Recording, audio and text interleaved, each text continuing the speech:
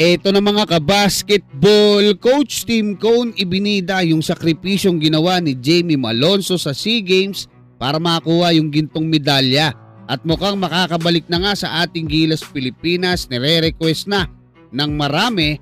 At aalamin natin ngayon kung sino-sino lang ba yung mga players na pwedeng galawin or palitan ni Coach Tim Cone dito nga sa Gilas Pilipinas.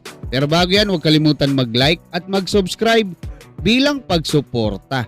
Sa pinakabagong post ng head coach ng ating Gilas Pilipinas at ng Barangay Ginebra na si Coach Tim Cone ay hindi na nga nito napigilan na purihin yung kanyang dating player sa Barangay Ginebra na si Jamie Malonzo at tinabla niya doon sa Final 12 kontra sa Guam. Pero kasama pa rin naman sa 18-man pool ng ating Gilas Pilipinas dahil napag-alaman ni Coach Tim Cone na may iniinda pala itong sakit sa tuhod habang naglalaro siya kontra sa Indonesia. Pero sa kabila noon, napakagandang performance pa rin yung pinakita ni Jamie Malonzo at nagresulta nga yan sa pagkapanalo ng ating Gilas Pilipinas hanggang sa nakuha natin yung gintong medalya kontra sa Thailand. Ngayon mga kabasketball, may mga personalities, mga basketball pages dito sa ating bansa na mga kilala na nire-request etong pagbabalik ni Jamie Malonzo dito nga sa Barangay Ginebra sa PBA at maging sa ating Gilas Pilipinas. Kapalit daw ni Japet Aguilar, kapalit ni Calvin Optana.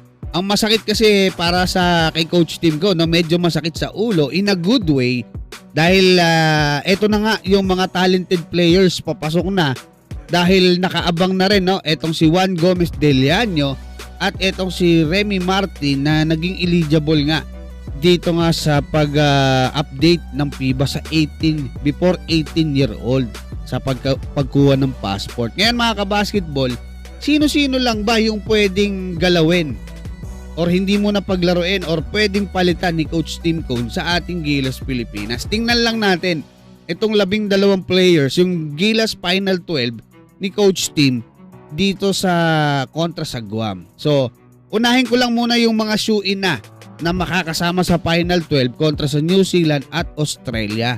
Siyempre, number 1 dyan si Justin Brownlee. Nandyan etong si AJ Edu, si Junmar Pajardo, si Carl Tamayo, si Kevin Kembao, si Dwight Ramos, si Quentin Melioria Brown, at si Scottie Thompson. Kung hindi injured yung mga yan, malabo yung galawin or palitan ni Coach Tim Cone. At dahil nga babalik na si Kai, so magiging siyam sila. So, 3 slot na lang ang available. Pero wala pa dyan etong si CJ Perez, Chris Newsome at RJ Abarrientos. Kasi feeling ko talaga silang 3 lang ang pwedeng pakialaman ni Coach Tim Cone, Hindi dahil mahina sila kay Coach Tim Cone, kundi yung kasing siyam, sila Kai Soto, sila Junmar, sila Dwight, hindi sila malakas kay Coach Tim Cone. Malakas na player talaga sila. 'Di ba? So, yun po yung punto doon at kailangan natin sila kontra sa New Zealand, Australia at sa iba pa nating makakalaban. Ngayon, baka makapasok na nga itong si Jamie Malonzo, si Juan Gomez Deliano, baka makalusot din si Remy Martin. Yang 3 yan lang ang pwedeng magalaw. Si CJ Perez, Chris Newsome, si RJ Abarrientos. Kasi baka sabihin, si Chris Newsome pandepensa. Oo, pandepensa. Pero paano pag malaki na? Especially New Zealand at Australia. Pwede naman ang pandepensa. Si Jamie Malonzo mas malaki. Diba?